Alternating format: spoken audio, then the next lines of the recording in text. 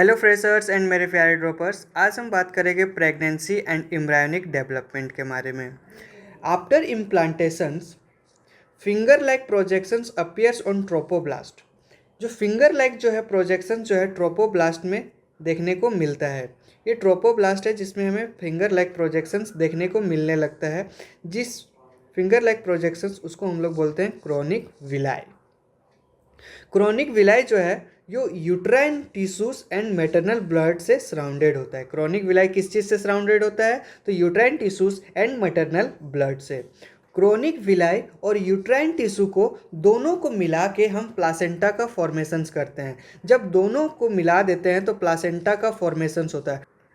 तो प्लासेंटा क्या करता है? तो प्लासेंटा जो है मदर और फ्यूटस के बीच का कनेक्शंस होता है, और फ्यूटस और प्लासेंटा के बीच में एक कनेक्शंस होता है जिसको हम लोग एम्बलाइकल कॉर्ड बोलते हैं। इसको हम लोग एम्बलाइकल कॉर्ड बोलते हैं। फ्यूटस एंड प्लासेंटा के बीच में एक कनेक्शंस होता है जिसे हम एम्बलाइकल कॉर्ड बोलते हैं। और प्लासेंटा क्या होता है? तो प्लासेंटा जो है मदर और फ्यूटस के बीच का कनेक्शंस होता है। Form Chronic villi and uterine tissue forms structural and functional unit between developing embryo, fetus and maternal body called placenta. Placenta का क्या क्या फंक्शंस है? तो प्लासेंटा से जो है प्लासेंटा का जो फंक्शंस है वो क्या करता है? Supply oxygen and nutrient to the embryo, and embryo से जो CO2 and access waste product है वो प्लासेंटा तक पहुंचता है। यानी कि एम्ब्रायो से वेस्ट एंड CO2 प्लासेंटा में आता है मदर, एंड वहाँ से बाहर चला जाएगा। एंड प्लासेंटा क्या प्रोवाइड करता है? तो इसको ऑक्सीजन एंड न्यूट्रिएंट प्रोवाइड करता है। प्लासेंटा ऑल्सो एक्ट प्लासेंटा का जो और क्या फंक्शंस है? तो प्लासेंटा जो है ऑल्सो इंडोक्राइन टिश्यू के जैसा काम करता है, यानी कि हार्मोन्स सिक्रेट्स करेगा, प्रोड्यूस सेवरल हार्मोन्स। तो प्लासेंटा कैसे कैसे हार्मोन सिक्रेट्स करता है? तो HCG human chorionic gonadotropins, HPL human placental lactogens, and estrogens, progesterone and relaxins. Relaxins जो है ऑल्सो ओवरी सिक्रेट्स करता है ड्यूरिंग प्रेगनेंसी। यहाँ जैसे हम देख सकते हैं ये एम्ब्रायो है, ये एक फ्यूटस है, और ये प्लासेंटा का फॉर्मेशंस हो रहा है, और ये प्लासेंटल विलाई है। प्लासेंटा से जो कनेक्शंस है एम्ब्रायो का उसे हम एम्बलाइकल कॉर्ड बोल रहे हैं। ये योक है, योक सेक्स, और ये यूट्रस का कैविटी है, और ये म्यूकस प्लग है इन सर्विक्स। ड्यूरिंग प्रेगनेंसी बहुत सारे हॉर्मोन्स सिक्रेट होते हैं, जैसे कि HCG, HPL एंड रिलैक्सिन्स। ये तीनों ऐसे हॉर्मोन्स हैं जो सिर्फ और सिर्फ प्रेगनेंसी के टाइम ही सिक्रेट्स होते हैं। HCG, HPL एंड रिलैक्सिन्स ये तीनों ऐसे हॉर्मोन्स हैं सिर्फ और सिर्फ ये प्रेगनेंसी के टाइम ही रिलीज होते हैं।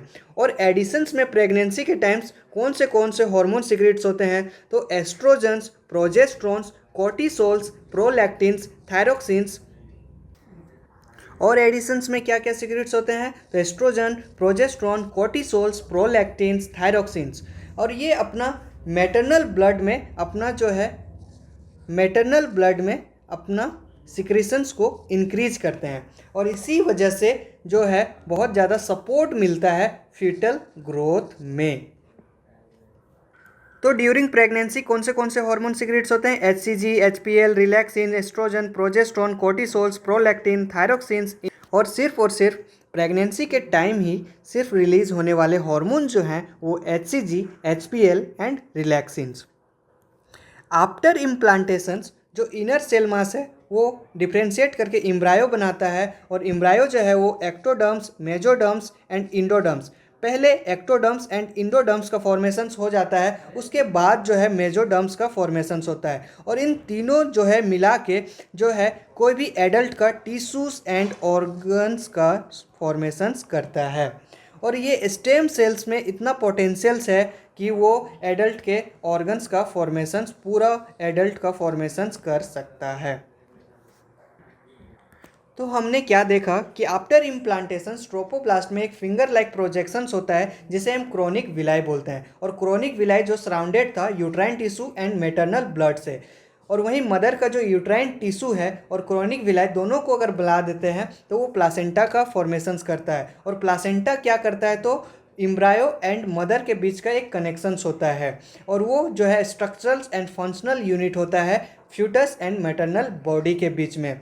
और वहीं इम्ब्रायो और प्लासेंटा के बीच में एक कनेक्शंस होता है जिसको हम लोग एम्ब्लाइकल कोट बोलते हैं।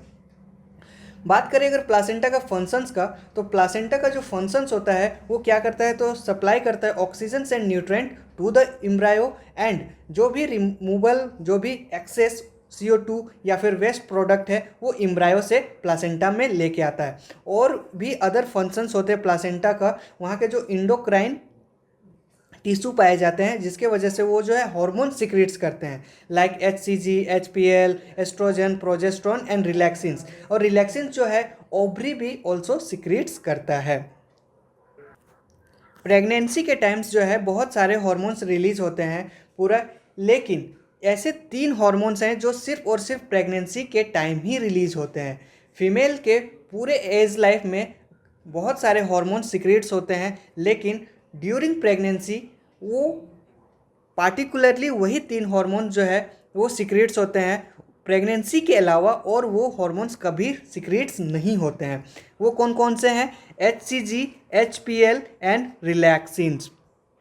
एडिशंस में और कौन कौन से हार्मोन सिक्रीट्स हो रहे थे, तो एस्ट्रोजेंस, प्रोजेस्ट्रॉन्स, कॉर्टिसोल्स और प्रोलैक्टिन एंड थायरोक्सिन्स। और ये अपना लेवल्स को मैटरनल ब्लड में इंक्रीज करते हैं, उसी के वजह से जो है फीटल का सपोर्ट होता है ग्रोथ में। और वहीं पे इम्प्लांटेशंस हो जाता है, तो इम्प्लांटेशंस के बाद इनर सेल मास जो है वो डिफ्रेंशिएट करके एम्ब्रायो बनाता है, एम्ब्रायो डिफ्रेंशिएट करके एक्टोडर्म, इंडोडर्म्स एंड बाद में मेसोडर्म्स का फॉर्मेशंस करता है। और तीनों जो है वो होल टिश्यूज़ एंड ऑर्गन्स का फॉर्मेशंस करते हैं बेबी में। और इनर सेल मास को ऑल्सो हम स्टेम सेल्स बोलते हैं, जिसके पास पोटेंशियल्स होता है पूरे एडल्ट को फॉर्मेशंस करने का, एक पूरे बेबी को फॉर्म करने का।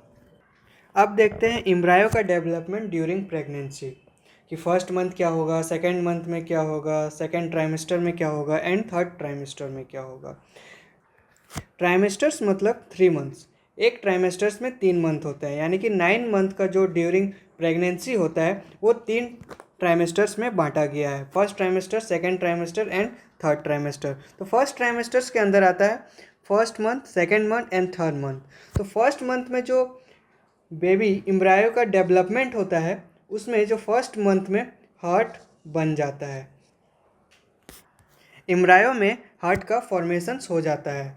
और उसे हम कैसे पता चलेंगे, तो उसे हम पता चलता है कि first sign of growing foetus may be noticed by listening to the heart sound carefully through stethoscope. जो डेवलपिंग एम्ब्रायो है वो हमको पता चल जाता है कि फर्स्ट मंथ में हमको हार्ट मिल जाता है, हम उसको केयरफुली जो है वो स्टेथोस्कोप से सुन सकते हैं। वहीं सेकेंड मंथ में जो है बेबी पे लिम्स एंड डिजिट्स का डेवलप्ड हो जाता है। फर्स्ट मंथ में हार्ट का फॉर्मेशन होता है, सेकेंड मंथ में लिम्स एंड डिजिट्स का फॉर्मेशन हो जाता है। वहीं थर्ड मंथ में जो मेजर ऑर्गन सिस्टम्स है वो बन जाते हैं, मेजर ऑर्गन सिस्टम जो है थर्ड मंथ में बन जाते हैं। एंड वहीं फिफ्थ मंथ में बात करें तो फिफ्थ मंथ में जो है फ्यूटस का पहला मूवमेंट देखने को मिलता है। फर्स्ट मूवमेंट हमें कब देखने को मिलता है, तो फिफ्थ मंथ में देखने को मिलता है, और जो है उसमें हेड में हेयर अपीयरेंस आने लगता है, हेड में हमको हेयर देखने को मिलता है। वहीं 6 मंथ में बात करें, 6 मंथ में बात करें तो बॉडी जो है covered with fine hair, body में हल्का हल्का हेयर आने लगता है, बॉडी में हल्का हल्का बाल आने लगता है। आईलिड्स जो है वो सेपरेट्स हो जाते हैं और आईलेसेस बन जाते हैं। 6 मंथ में क्या होता है, तो बॉडी में हल्का हल्का बाल आ जाता है, आईलिड्स सेपरेट्स हो जाते हैं और आईलेसेस का फॉर्मेशंस हो जाता है। और 9th मंथ में जो है फ्यूटस जो है वो रेडी होता है डिलीवरी के लिए, पार्चुरेशंस के लिए 9th मंथ में बेबी जो है वो रेडी होता है। फ्यूटस जो है एम्ब्रायोनिक डेवलपमेंट यहाँ पे दिख रहा है कि फर्स्ट ट्राइमेस्टर्स में बेबी का डेवलपमेंट से लेकर 9th मंथ तक, जब बेबी जो है फुल्ली डेवलप्ड हो जाता है और रेडी टू डिलीवरी होता है। आज हमने कंप्लीट किया गेस्टेशंस एंड एम्ब्रायोनिक डेवलपमेंट।